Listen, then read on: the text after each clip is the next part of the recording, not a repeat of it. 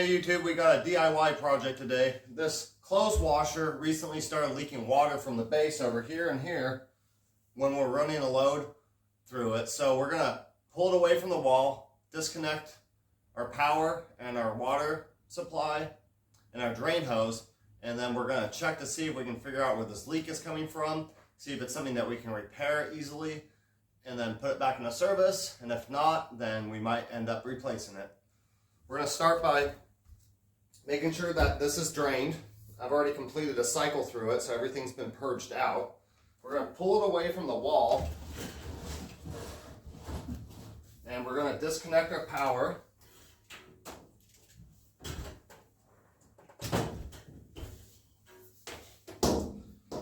And then we have a hot and cold water supply line on the back of it. Okay, here we are at the back of the washer. You have your hot and cold water supply line. Red would be your hot water, blue would be your cold water. We're going to want to turn off the supply valves, which are these right here. So we're going to turn this all the way to the right.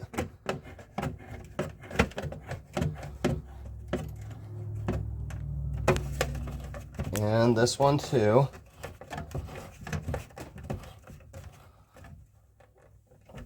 Okay, our water supply is shut off.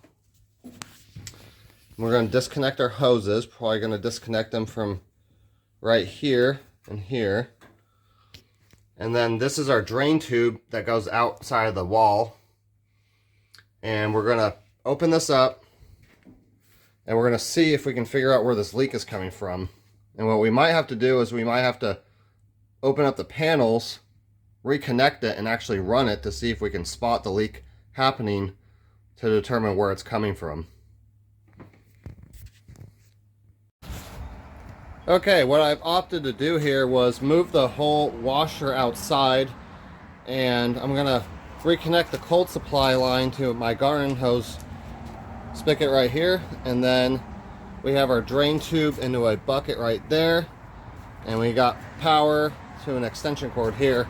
We pulled off this cover,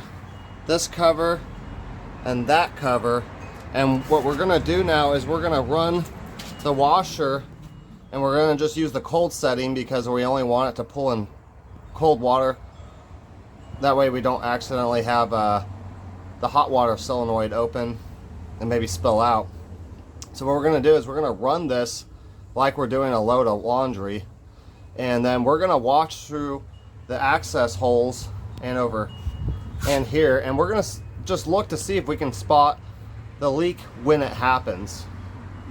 So you have water supply come in here, that will then fill up your container where all your clothes sit. So that's a suspect area. Either the seal around the whole tub assembly might be leaking, or it could be leaking from down here where it transfers and pumps the water out. You can see way down there, that's the pump that removes the water from the washer and pumps it out through this hose as your waste. So any area where we got water coming in, water sitting, and water leaving are all areas where we could have leaks. We could have more than one leak too. We have to keep that in mind and be ready for spotting more than one leak. So what I'm going to do now is I'm going to go ahead and run this on just the cold water setting like I'm doing a load of laundry, and then I'm going to sit and wait and watch with my flashlight and see if we can start spotting water leaking down. Then we can decide where it's coming from, and then we can decide if it's something that we can repair easily, or if we have to order parts, or if it's not worth it and we just need to get a new one. Okay, we got the washer filling up. Turns out, even with using the cold setting only, needed to put a cap on this to keep it from leaking. I'm not sure if that's a separate problem or not, but I don't see any leaks here. So that's good. I got some new washers to put in on these supply lines, just as good measure, but I don't think that's our problem. So we got it filling up right now, and what I'll probably do is wait for it to finish filling and then I'll have it hold that water in there for a while before I let it keep cycling and see if we get a leak when the tub's filled with water. If there's no leak, then we'll go ahead and let it run the cycle, and then we'll monitor for leaks as it's running through the wash load cycle.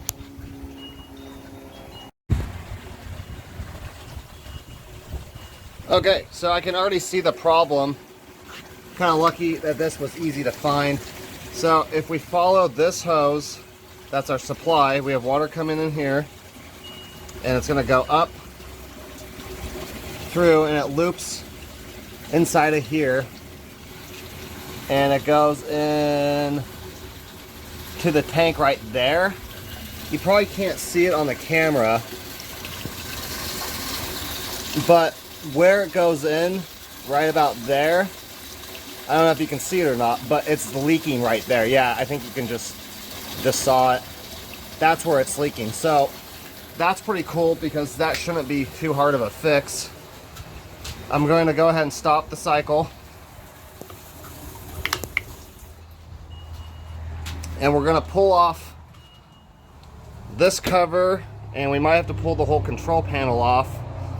And we'll get to that hose, and what we might end up doing is just cut the end off and put a fresh piece of the hose back onto the connector and see if that fixes it, because that happens sometimes with rubber hoses, is that where the end of it connects to its fitting, it can crack, or the rubber gets fatigued over time. And sometimes if you got extra length within your hose, what you can do is cut off the bad end and then just shove on the fresh exposed piece onto that fitting, and then that'll correct your problem.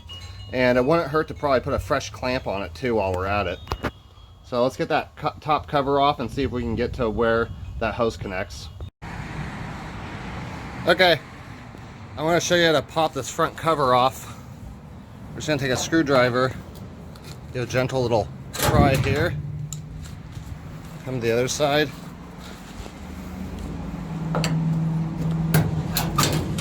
And earlier in the video I said we have to keep in mind that it's possible we might have more than one leak also. Well, check this out. After I had this cover off a second ago, I found that. So we do have more than one leak, which is fine because we're finding them, you know, and maybe we'll even have a third leak, but for right now, this is a good place to start. This hose seems dry, so that's a good sign. Checking the back of it to see if there's moisture. Feels pretty dry. So we're gonna repair this end. You see the clamp's all rusty. It might just be the clamp that's the problem. No, the hose is torn. I can feel it. Okay, that's fine. That's what supplies the, let's see, I think that's what supplies the fabric softener. No, that's for the bleach, which I don't really use that anyway, so honestly I might just eliminate that and just cap it off. Either way, this needs to get fixed, and then we still got to get to the back portion over here because our hose is inside of there. So now that we got the front panel off, should be a screw here and a screw over here going up. Then the whole panel should flip that way because it's got hinges, sort of like hinges on the back, and this whole thing will tip up like a car hood. So let's go ahead and get those screws off, and then we'll tip that up and access the other hose, and we'll repair both, and then we'll run it again, and we'll see if we get any new leaks. Okay, got those two screws out, flipped it up. Like I said, here's that supply hose, and where it connects inside to this is where it's leaking. And then we also have that one right there that's leaking. So we need to get this disconnected to access the fitting. Yep, looks like that would be the best course of action.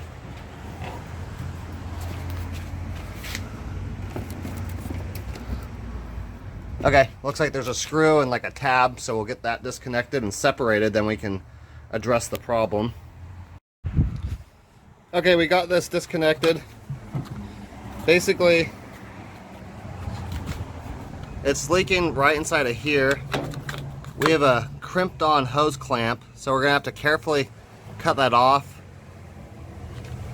I like to sometimes just pry on the end of that tab and kind of work it up. We're most likely going to cut the end of this portion off and see if we can shove this portion on. Although if it's been expanded to fit on here, that might require some finagling. Might have to warm this up to get it to open up and get on there. We want to be careful though. This is plastic, or where our fitting is, so we don't want to damage that. We need to be careful removing this ring so that we don't damage this, and then we'll see if we can get that hose shortened and then reconnected on it here. And then down here, I'm still not sure yet what I want to do. I might chop it. This feels like a pretty firm hose. I don't think that doesn't feel very pliable, so I might just cap that fitting off and just eliminate this whole thing, and then I'll probably cap this off up here so that if somebody does happen to add bleach to this, that it doesn't just leak down into the body of the washer anymore. Like I said, I don't really ever pretty much never use that bleach fitting there. So yeah, I got the old clamp off and inspected the hose, and the hose didn't show any signs of being damaged. The plastic fitting on the other side also did not show any signs of being damaged. So I suspect what happened was, over time as this rubber aged, it shrunk, because that's pretty common with rubber hoses and rubber seals, that they'll shrink over time. And since that crimped on fitting was tightened to when the hose was new, it's likely that the hose shrunk after many years have gone by and it had become smaller. Therefore the clamp wasn't able to keep enough pressure around and keep it sealed. So I put just a basic hose clamp on there and tighten that up. So we're gonna give that a go and see if that fixes this leak, and then we'll move on to the other one down here and figure out what we're gonna do with this. We know that hose is split, that's a for sure. Had a idea, put it on the spin cycle right here, right before it finishes, and that'll purge the water out of the system. So we're doing that right now. I can just hear the water stop purging out, so we'll go ahead and turn that off. And we're gonna unplug our power. Make sure you're unplugging your power while you're working in here, because you don't want all this stuff energized while it's exposed. There's a risk of electrical shock. And let's get back to our fitting here. I'm sure we're still gonna get water coming out of here, because this sits at the very, very, very bottom of the tank. But at least we're gonna have a lot less coming out now. Maybe if we're lucky, none. Okay, so that fitting broke. You can see it's inside of here.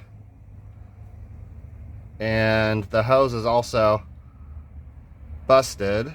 There we go, focus. The hose is busted right there. So yeah, a couple different things going on there.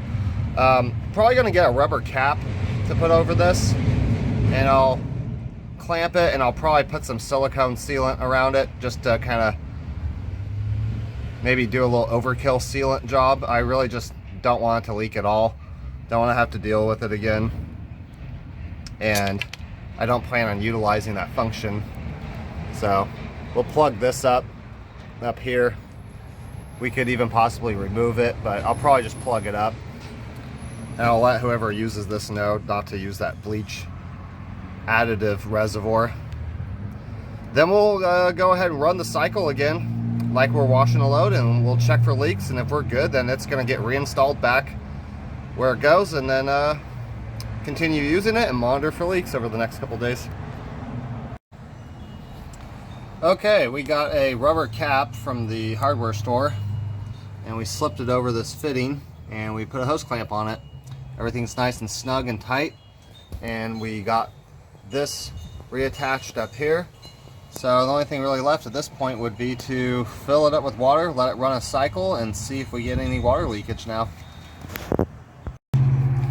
Okay, we got some water in the tank right now. We're gonna let that sit for probably, I would say probably 10-15 minutes, just to be real sure. So far we got no leaks coming from here. It's nice and dry. And I observed the fill area here by looking through back here to see if we got any drips on the bottom like we had before. And so far that's been nice and dry too while it was filling. This was probably the big culprit in our leak, but I know for sure that this was also dripping very slightly. It was a much slower leak and it was only happening as it was filling the tank. So all the water we saw on the ground was most likely coming from this, but I feel good about actually addressing the clamp on that hose for the supply, just in case that was in fact causing water to get on the ground. Whether it was or not is fine, but this for sure needed to get fixed. So we'll come back in about 10-15 minutes, and if everything's nice and dry underneath here and there's nothing dripping anywhere else, I'll call that a win, and we'll go ahead and put it back into service. Hope you found this video helpful. For more videos like this, please subscribe to my channel. I'm trying to get out more videos every chance I get, every time I have a new project to do. And if you like anything to do with Willys, Jeeps, or pot-bellied pigs, I also got other videos regarding those subjects too on my channel. Thanks for checking it out. Have a good day.